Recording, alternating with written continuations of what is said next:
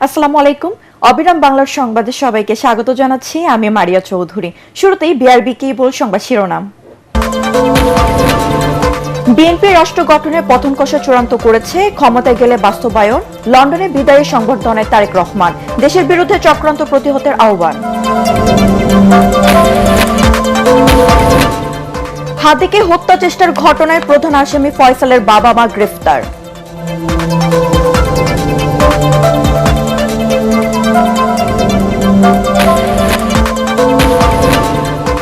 হাদির উপর হামলা দেশের অস্তিত্ব ও গণতান্ত্রিক পথচলার উপর আঘাত। জাতির উদ্দেশ্যে ভাষণে প্রধান উপদেষ্টা। ফ্যাসিস্ট শক্তি আর কোনোদিন ফিরে আসবে না। এবং নারায়ণগঞ্জ 1-এর রূপগঞ্জে ভূমি দখল মাদক সমস্যার সমাধান চান এলাকাবাসী। ঢাকা 15 আসনের কাফরুল সারাপাড়ায় উৎসমুখর পরিবেশে চলছে নির্বাচনী প্রচার প্রচারণা।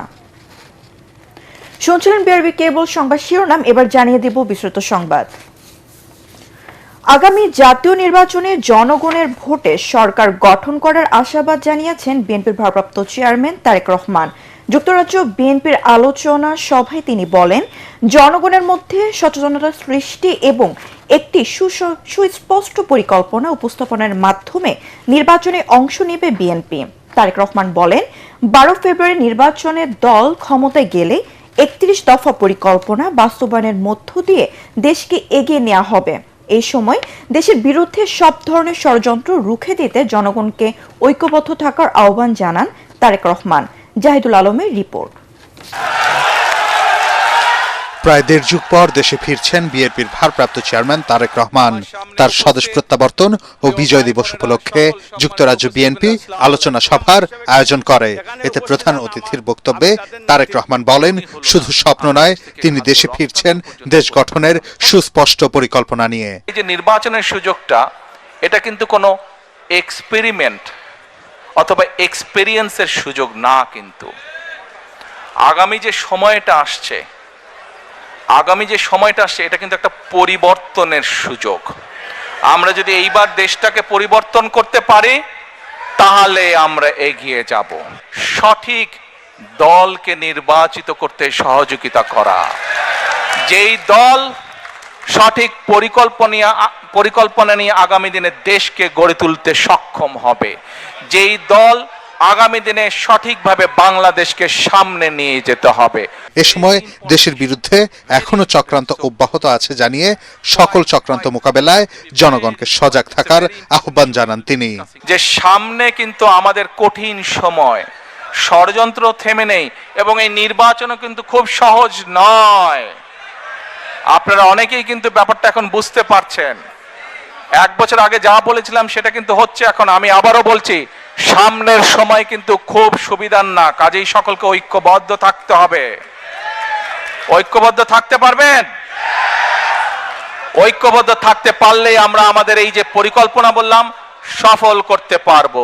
আগামী 25 ডিসেম্বর তাকে বিদায় দিতে লন্ডন এয়ারপোর্টে নেতাকর্মীদের ভিড় না করারও আহ্বান জানান তারেক রহমান। আমার মানা করা সত্ত্বেও, আমার অনুরোধ করার পরেও যারা যাবেন, আমি ধরে নিতে বাধ্য হব যারা ব্যক্তিগত স্বার্থের জন্য সেখানে গিয়েছেন। জাহিদুল আলম, এটিএন বাংলা।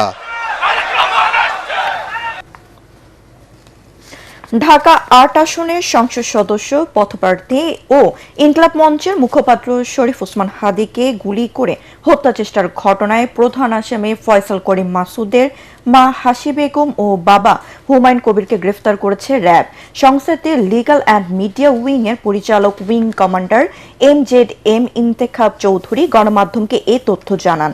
এর আগে ফয়সাল স্ত্রী বান্ধবী শ্যালক হামলায় ব্যবহৃত মোটরসাইকেলের মালিক সন্দেহে একজন সহযোগী কবির ও তাকে পাচারে সহায়তার অভিযোগে সীমান্ত থেকে 2 জনকে গ্রেফতার করা হয়। হাদিকে গুলি করে হত্যা চেষ্টার ঘটনায় রোববার পল্টন থানায় মামলা করেন ইনকলাব মঞ্চের সদস্য সচিব আব্দুল্লাহ আল জাবের।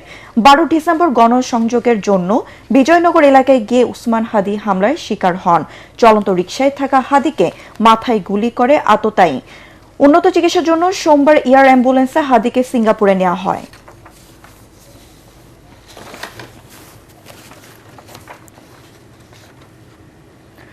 জুলাই সম্মুখ যোদ্ধা উসমান হাদির উপর হামলা দেশের অস্তিত্ব ও গণতন্ত্রের উপর হামলা করেছে বলে মন্তব্য করেছেন প্রধান উপদেষ্টার ডক্টর মোহাম্মদ ইউনূস।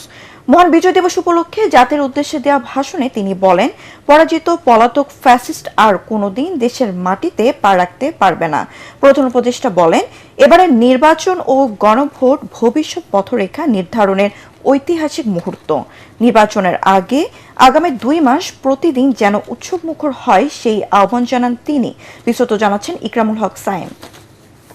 আমাদের এই রাষ্ট্র আমাদের, এর ভবিষ্যৎও আমাদের হাতেই। এখন আমাদের ঐক্যবদ্ধ হয়ে সামনে এগিয়ে যাওয়ার পালা।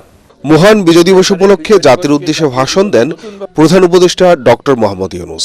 তার ভাষণে গুরুত্বের সঙ্গে উঠে আসে ইনকিলাব মঞ্চের মুখপাত্র শরীফ ওসমান হাদির উপর সন্ত্রাসী হামলার প্রসঙ্গ। বলেন, এই ঘটনায় জড়িত কাউকেই ছাড় দেয়া হবে না। শরীফ ওসমান হাদির উপর সম্প্রতি যে হামলার ঘটনা ঘটেছে তা শুধু একজন ব্যক্তির উপর আঘাত নয়, এটি বাংলাদেশের অস্তিত্বের উপর আঘাত, আমাদের গণতান্ত্রিক পথ চলার উপরে আঘাত। আমি পরিষ্কারভাবে বলতে চাই, পরাজিত শক্তি ফ্যাসিস্ট টেররিস্টদের এই অপচেষ্টা সম্পূর্ণভাবে ব্যর্থ করে দেওয়া হবে। ভয় দেখিয়ে, সন্ত্রাস ঘটিয়ে বা রক্ত ঝরিয়ে এদেশের গণতান্ত্রিক অগ্রযাত্রাকেও থামাতে পারবে না। ত্রয়োদশ জাতীয় সংসদ নির্বাচন ও গণভোটকে সত্যিকার অর্থেই সুষ্ঠু ও উৎসব মুখর করতে অন্তর্বর্তী সরকারের বিভিন্ন পদক্ষেপের কথা তুলে ধরেন ডক্টর মোহাম্মদ ইউনূস। আগামী নির্বাচনে আপনাদের সিদ্ধান্ত অপরিসীম গুরুত্বপূর্ণ। গণতান্ত্রিক ভবিষ্যতের পথরেখা এখান থেকেই সূচিত হবে। আগামী সংসদ নির্বাচনের সময় একই সঙ্গে জুলাই জাতীয় সনদের উপর গণভোট অনুষ্ঠিত হবে। এই গণভোটে আপনারা হ্যাঁ না ভোটের মাধ্যমে সংস্কারের পক্ষে বা বিপক্ষে মতামত দিন।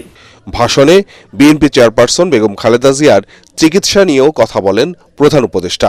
বেগম খালেদা জিয়া দেশের উন্নয়নে তার অবদান এবং তার প্রতি জনগণের শ্রদ্ধাময় আবেগ বিবেচনা নিয়ে সরকার ইতিমধ্যেই তাকে রাষ্ট্রের অতি গুরুত্বপূর্ণ ব্যক্তি হিসেবে ঘোষণা দিয়েছে। সরকারের পক্ষ থেকে তার চিকিৎসা নিশ্চিত করতে পরিবারের ইচ্ছাকে সম্মান দেখিয়ে প্রয়োজনীয় সব ধরনের সহযোগিতা দেওয়া হচ্ছে। প্রধান উপদেষ্টা বলেন, মুক্তিযুদ্ধ ও জুলাই অভ্যুত্থানের ঐতিহাসিক অনুপ্রেরণা ধারণ করে গণতান্ত্রিক উত্তরণের পথে নবযাত্রাকে এগিয়ে নেওয়া সবার সম্মিলিত দায়িত্ব। হাতে হাত রেখে এগিয়ে যাই শান্তি, সমৃদ্ধি ও গণতন্ত্রের পথে। ইকরামুল হক সায়েম, এটিএন বাংলা, ঢাকা। মানবিকতা। এখন দেখবেন সালাম স্টিল ভোটের গাড়ি।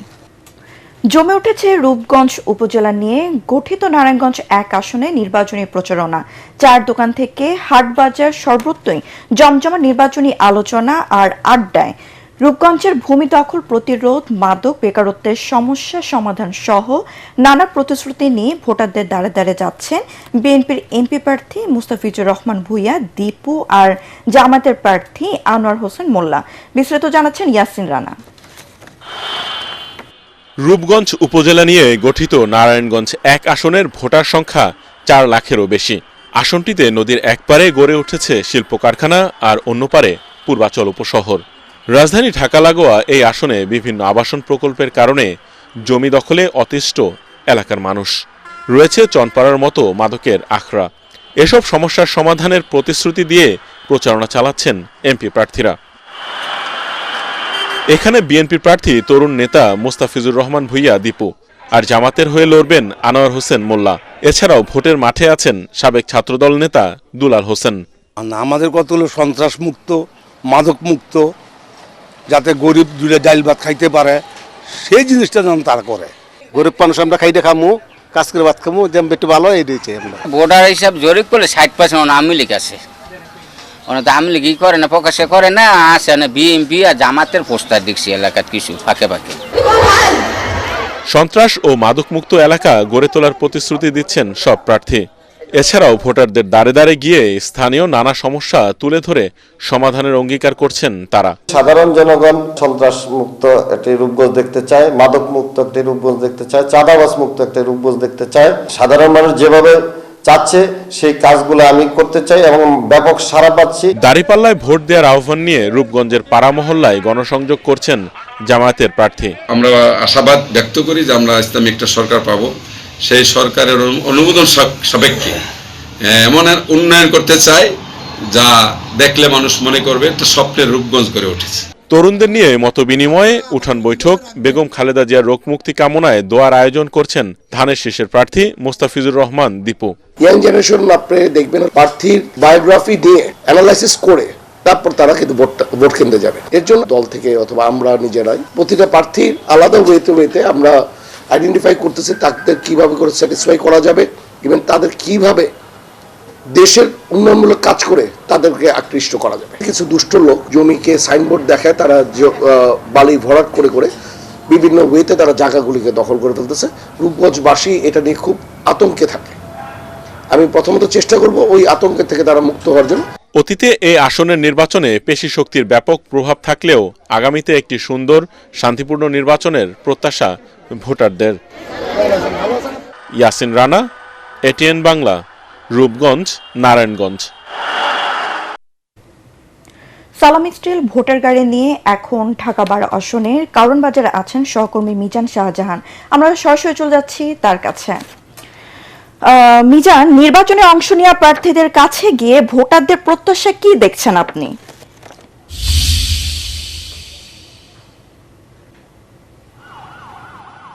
মারি, আপনাকে ধন্যবাদ। আমি এখন দাঁড়িয়ে আছি রাজধানীর কারণ বাজারে। এটি ঢাকা 12 আসনের আওতাভুক্ত। এই আসনে বিএনপির প্রার্থী হিসাবে মনোনয়ন পেয়েছেন যুবদলের সাবেক সভাপতি সাইফুল আলম নীরব, এবং এখানে জামাতের প্রার্থী হিসাবে রয়েছেন সাইফুল আলম খান মিলন। এই আসনটিতেই সাবেক স্বরাষ্ট্রমন্ত্রী আসাদুজ্জামান খান কামাল এমপি ছিলেন। এটি অত্যন্ত গুরুত্বপূর্ণ। সালাম স্টিল ভোটের গাড়ি নিয়ে আমরা ঘুরে ঘুরে এই আসনের বিভিন্ন এলাকা দেখেছি। আপনাকে জানিয়ে রাখি যে তেজগাঁও থানা, তেজগাঁও শিল্পাঞ্চল থানা, হাতিরঝিল থানা ও শেরেবাংলানগর থানার একাংশ নিয়ে এই ঢাকা আসনটি গঠিত। এই আসনের ভোটাররা যেটি বলছেন যে এখানে মেট্রো রেল হয়েছে, কিন্তু তীব্র যানজটে নাকাল হতে হয় এই এলাকার বাসিন্দাদের। এ কারণে তারা বলছেন যে আগামীতে যিনি সংসদ সদস্য নির্বাচিত হবেন তাকে সংসদে সেই পলিসি নির্ধারণ করে নিয়ে আসতে হবে, যে পলিসির মাধ্যমে এখানে যানজট থেকে এই এলাকার বাসিন্দাদের পরিত্রাণ দেওয়া যায়। তারা আরও বলছেন যে আপনি জানেন যে কারণ বাজার একটি গুরুত্বপূর্ণ নগরীর অংশ। এখানে আমরা যতটুকু জানি যে এখানে বাংলাদেশের সবচেয়ে বড় পাইকারি বাজার যেটি কারণ বাজার, সেটি এখানে অবস্থিত। অতীতে সরকারে যারা ক্ষমতায় ছিলেন তারা বারবার প্রতিশ্রুতি দিয়েছেন যে কারণ বাজারটিকে ঢাকার মূল শহর থেকে বাইরে নিয়ে যাওয়া হবে, কিন্তু এই কাঁচা বাজারকে কোনো সরকারই এর আগে সরাতে পারেনি। তাই এখানকার ভোটাররা বলছেন যে আগামীতে যিনি নির্বাচিত হবেন তাকে এই প্রতিশ্রুতি দিতে হবে যে এখানে যে বাজারটি রয়েছে, কাঁচা বাজারটি রয়েছে, যার কারণে এখানে তীব্র যানজট হয়, এই বাজারটি যেন ঢাকার মূল শহর থেকে দূরে কোথাও সরিয়ে নেওয়া হয়। এখানে মারি আপনাকে জানিয়ে রাখি যে ভোটাররা আরও বলছেন যে এখানে সামান্য বৃষ্টি হলে কারণ বাজারে যে আশপাশের অলিগলিগুলো রয়েছে সেখানে তীব্র জলজটের সৃষ্টি হয়। এই জলজট নিরসনে সিটি কর্পোরেশনের সাথে সমন্বয় করে যেই সংসদ সদস্য কাজ করতে পারবেন সেরকম একজন সংসদ সদস্য এই এলাকার বাসিন্দারা চাচ্ছেন। আমি আপনাকে জানিয়ে রাখি যে এই কারণবাজার তেজগাঁও শিল্পাঞ্চল থানার আওতাধীন একটি ট্রাক স্ট্যান্ড রয়েছে। এই সড়কটি প্রায় সময় বন্ধ থাকে, যদিও এটি প্রয়াত মেয়র আনিসুল হক উদ্ধার করেছিলেন, কিন্তু এরপরে এটি আবারও প্রায় সময় বন্ধ হয়ে থাকে। তাই এখানকার ভোটাররা বলছেন আগামীতে যিনি সংসদ সদস্য হবেন তাকে দলীয় স্বার্থের ঊর্ধ্বে গিয়ে জনস্বার্থে এই ট্রাক স্ট্যান্ডের যে সড়কটি রয়েছে এটিকে উদ্ধার করতে হবে। আমি এই আসনে মারিয়া সারাদিন থাকবো, ভোটারদের সঙ্গে কথা বলবো। আমি প্রার্থী বিএনপির প্রার্থী সাইফুল আলম নীরব এবং জামাতের প্রার্থী সাইফুল আলম মিলনের সঙ্গে কথা বলবো। পরবর্তী সংবাদে সালাম স্টিল ভোটের গাড়ি নিয়ে এই বিষয়ে আপনাকে আরো বিস্তারিত জানাতে পারবো। মারিয়া। মিজান, আপনাকে ধন্যবাদ। পরবর্তী সময়ে আমরা আবার আপনার সাথে যোগাযোগ করব। কাফরুল ঢাকা 15 আসনে উৎসবমুখর পরিবেশে চলছে নির্বাচনী প্রচার প্রচারণা। বিভিন্ন দলের প্রার্থীরা এলাকার উন্নয়নে নিজেদের পরিকল্পনার কথা তুলে ধরেছেন ভোটারদের সামনে, দিচ্ছেন নানা প্রতিশ্রুতি। ভোটাররা বলছেন যারা মানুষের পাশে থাকবেন সংসদ নির্বাচনে এমন প্রার্থীকেই ভোট দেবেন তারা। আরো জানাচ্ছেন জামিল হাসান শান্ত। প্রার্থীদের মিছিল, মিটিং এবং ব্যানার ফেস্টুনে উৎসব মুখর পরিবেশ বিরাজ করছে পুরো নির্বাচনী এলাকায়। ভোটারদের মন জয়ে প্রার্থীরা দিচ্ছেন নানা প্রতিশ্রুতি। প্রার্থী সমর্থকদের প্রচার প্রচারণায় জমে উঠেছে ঢাকা 15 আসন। সন্ত্রাসমুক্ত এবং আধুনিক ঢাকা গড়ার প্রতিশ্রুতি দিয়ে গণসংযোগ চালাচ্ছেন বিএনপি মনোনীত প্রার্থী প্রার্থী শফিকুল ইসলাম খান মিল্টন। মাদক যদি দেশে কিংবা কারো নির্বাচনী আসনে থাকে, সেখানে সুষ্ঠুভাবে কোনো ছাত্র সমাজ বলেন, যুব সমাজ বলেন, আমার সন্তানই বলেন, সেখানে ঠিকভাবে তার লেখাপড়া হবে না, তারা খারাপ অপকর্মের সাথে জড়িত হবে।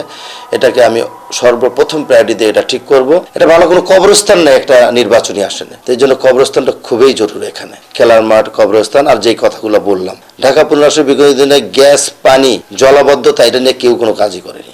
আর জামায়াতে ইসলামী প্রার্থী ডাক্তার শফিকুর রহমান দিচ্ছেন এলাকার উন্নয়নের প্রতিশ্রুতি। আমরা গুরুত্বপূর্ণ কাজগুলোতে হাত দেওয়ার আগে অবশ্যই সংশ্লিষ্ট অংশীজনদের সাথে আগে বসবো, তাদের মুখ থেকে বাস্তবধর্মী কথাগুলা শুনবো, সেগুলাকে আমলে নিব, তারপরে অগ্রাধিকার ভিত্তিতে ইনশাআল্লাহ কোনটার পর কোনটা হবে সেটা আপনাদেরকে জানিয়েই করা হবে ইনশাআল্লাহ। অন্যদিকে এনসিপি প্রার্থীর আশা, নতুন বাংলাদেশ গড়ার জন্য প্রথম কাজ হবে তরুণদের কর্মসংস্থানের ব্যবস্থা করা। এই তরুণ সমাজকে আমরা কর্মমুখী করব, বিকজ আমাদের দেশে সবচেয়ে বড় সমস্যা হলো বেকারত্ব। প্রতি বছর লাখ লাখ গ্র্যাজুয়েট বের হচ্ছে, কিন্তু আমাদের দেশের চাকরি সংস্থান খুবই কম। আর এলাকাবাসী বলছেন যোগ্য প্রার্থীকেই বেছে নেবেন তারা। মাদকের জন্য যুব সমাজ ধ্বংস হয়ে যাচ্ছে, এটার জন্য সরকার, যে সরকারি আমাদের আসুক, তার জন্য এটার জন্য পদক্ষেপ নেয়। আমরা সবাই চাই যে এমন একটি ইলেকশন হোক যেটা জাতির কাছে স্মরণীয় হয়ে থাকবে। 4টি ওয়ার্ড নিয়ে গঠিত ঢাকা 15 আসন, মোট ভোটার 3,51,000-এরও বেশি। জামিল হাসান শান্ত, এটিএন বাংলা, ঢাকা। মহান বিজয় দিবসে আসন্ন ত্রয়োদশ সংসদ নির্বাচনে মনোনয়ন ফর্ম সংগ্রহ করলেন চাঁদপুর 3 আসনের বিএনপির প্রাথমিক মনোনয়নপ্রাপ্ত প্রার্থী শেখ ফরিদ আহমেদ মানিক। জেলা রিটার্নিং কর্মকর্তা ও জেলা প্রশাসক নাজমুল ইসলামের সরকারের কাছ থেকে তিনি এই মনোনয়ন ফর্ম সংগ্রহ করেন। এই সময় প্রার্থীকে নির্বাচনী আচরণবিধি মেনে চলার আহ্বান জানান জেলা প্রশাসক। পরে শেখ ফরিদ আহমেদ মানিক আগামী নির্বাচনে জনগণ যেন নির্বিঘ্নে ভোটাধিকার প্রয়োগ করতে পারে তা নিশ্চিতে প্রশাসনের প্রতি আহ্বান জানান।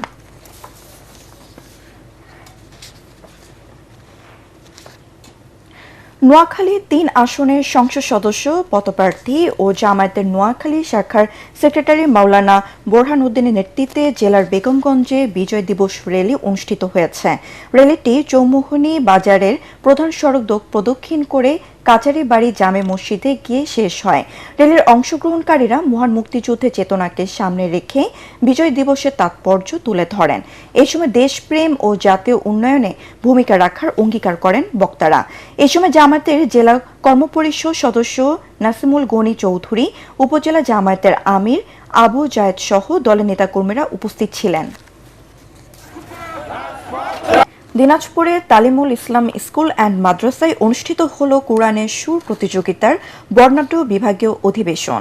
হাফাজুল ফুরকান ফাউন্ডেশন বাংলাদেশের উদ্যোগে আয়োজিত এই প্রতিযোগিতায় রংপুর বিভাগের 8টি জেলার প্রতিযোগী অংশ নেন।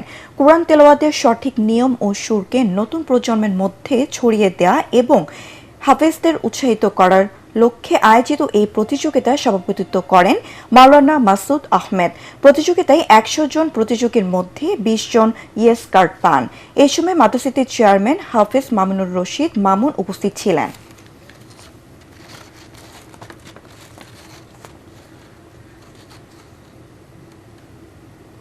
সন্ধানী লাইফ ইন্স্যুরেন্স আন্তর্জাতিক সংবাদ।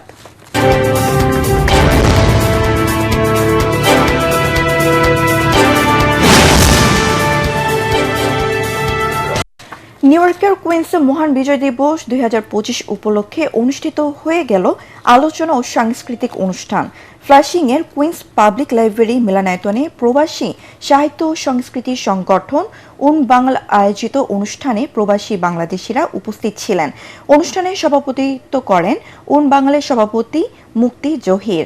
বিজয় দিবসের তাৎপর্য নিয়ে মূল আলোচনা করেন কবি ও ভাষাশিল্পী কাজী জহুরুল ইসলাম। অনুষ্ঠানে সমাপনী বক্তব্য রাখেন উনবাঙাল ওমর 21 বইমালা 2026-এর আহ্বায়ক ফখরুল আলম।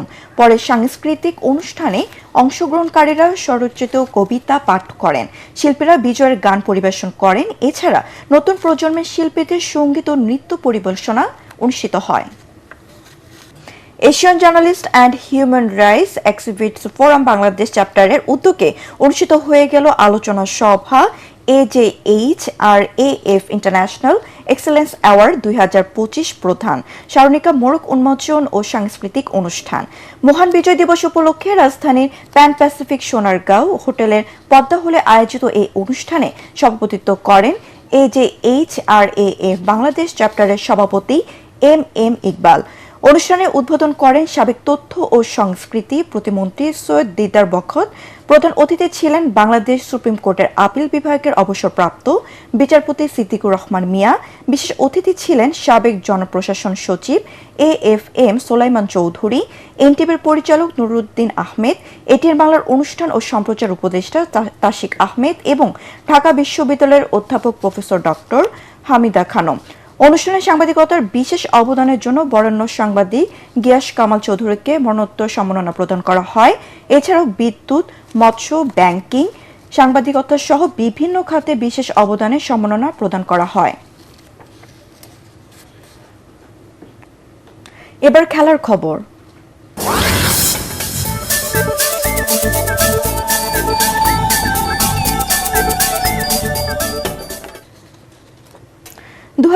সালের ফিফা দ্য বেস্ট পুরস্কার জিতলেন পিএসজি ও ফ্রান্সের তারকা ফুটবলার ওসমান দেমবেলে।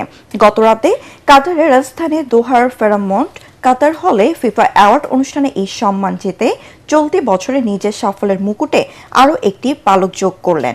এর আগে সেপ্টেম্বরে ফুটবলের সবচেয়ে মর্যাদাপূর্ণ পুরস্কার ব্যালন ডি'র জিতেছিলেন ওসমান দেমবেলে। পুরুষ ও নারী দুই বিভাগে মোট 12টি পুরস্কার দেওয়া হয়। পরাগ আরমানের রিপোর্ট।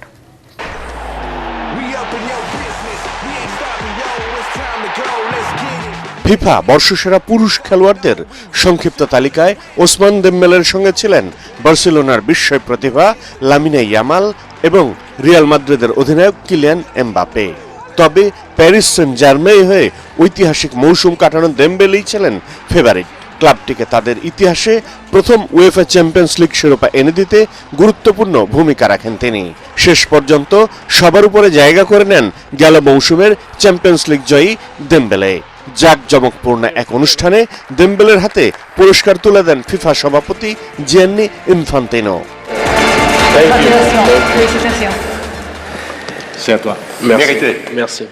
দ্য বেস্টের পুরস্কার হাতে নিয়ে 28 বছর বয়সী এই ফরওয়ার্ড সতীর্থদের সাপোর্টকে স্মরণ করেন। সবার আগে আমি সতীর্থদের ধন্যবাদ দিতে চাই। আমাদের কঠোর পরিশ্রমের পুরস্কার পেয়েছি।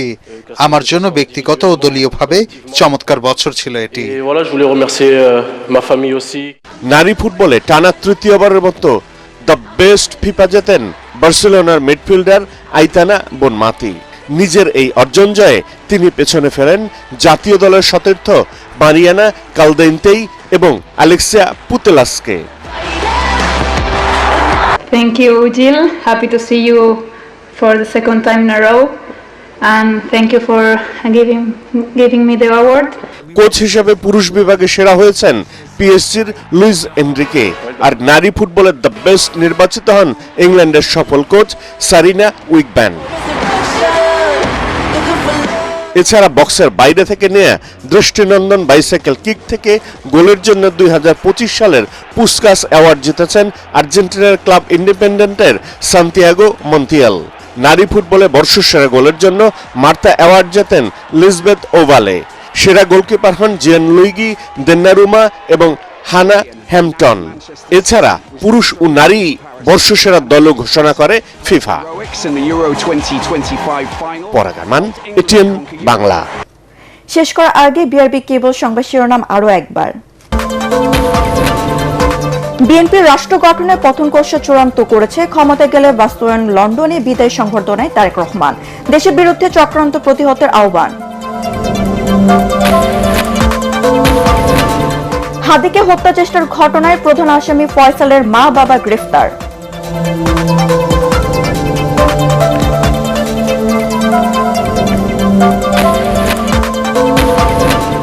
হাদির উপর হামলা দেশের অস্তিত্ব ও গণতান্ত্রিক পথ চলার উপর আঘাত, জাতির উদ্দেশ্যে ভাষণের প্রধান উপদেষ্টা। ফ্যাসিস্ট শক্তি আর কোনোদিন ফিরে আসবে না।